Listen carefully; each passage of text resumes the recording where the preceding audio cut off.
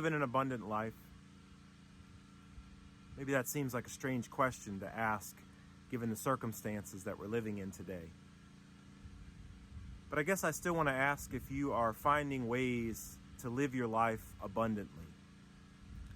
I've always believed that God intends for us to live abundant lives, not lives of scarcity, where we worry and fret over every little thing, but lives of abundance.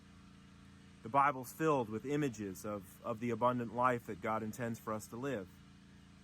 All the way back in the book of Exodus, we read of how the Israelites were released from slavery from Pharaoh and led over a journey into the promised land, towards the promised land, a land that would be flowing with milk and honey. The image there is that life can get no better than those times when resources of milk and honey are so abundant that it looks like perfection. It looks like the whole life that God intended for the Israelites to live. In Psalm 23, the psalmist, our psalm for today, the psalmist reminds us of the abundant life given to us by God as we're led beside still waters and into green pastures. Again, this image of abundance as it's given to us by creation, by nature. And I know that many of us find our abundant lives when we're out in creation, when we're out in the midst of the beauty of what God has given us in the earth and our planet. The prophet Micah has yet another image of abundance, an agricultural image, an image in which God's people, each person, man, woman, and child, is able to sit beneath their own vine, their own fig tree. And the promise there is that wars have ceased, that no longer are people fighting over resources and land, but that every person has exactly everything that they need. So I thought I would do my message this morning from beneath my own vine. It's not a fig tree, it's a flowering vine, but still, when you look at this vine, one of the images that comes up for me is abundance. Look at the beauty of the flowers and how abundant this vine returns to our backyard each and every year. In the Gospel of John today, we have yet another image of God's abundance. Jesus is teaching the disciples of what abundance looks like as Jesus is the Good Shepherd. And he says that he leads the disciples, those of God's people, into the life that they can live abundantly. The images that the sheep are led from the pasture, from inside of the fences and the gates, out into the abundance that God has to offer them. But today's image of abundance also comes with a warning, says Jesus. And that warning is that sometimes others will try to convince us that there are other ways to abundance other than God's ways. Jesus describes them as thieves and bandits who jump the fence and who try to lure the sheep, lure God's people into different ways of seeking out abundance.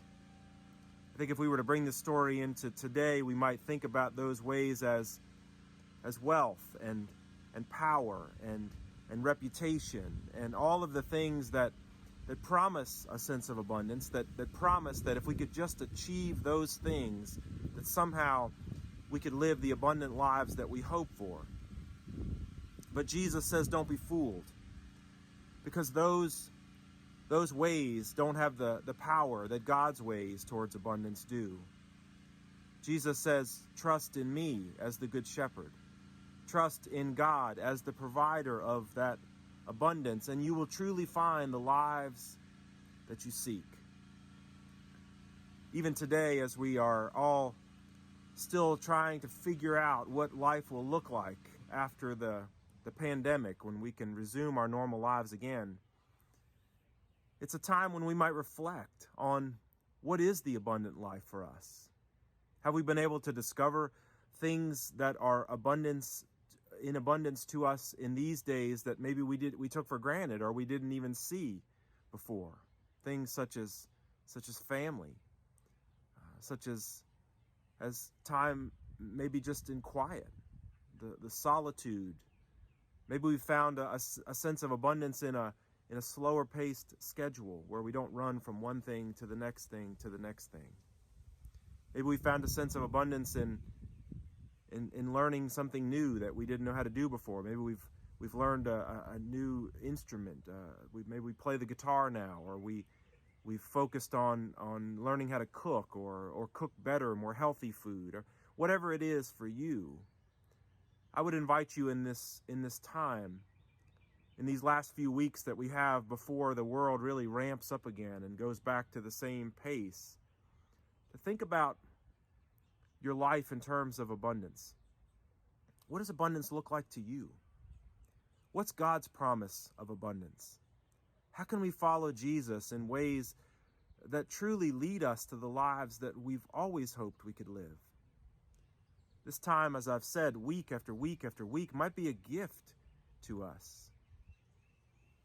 But maybe only if we're able to truly hear the voice of our Good Shepherd and to follow Jesus to all the places where Jesus would lead us.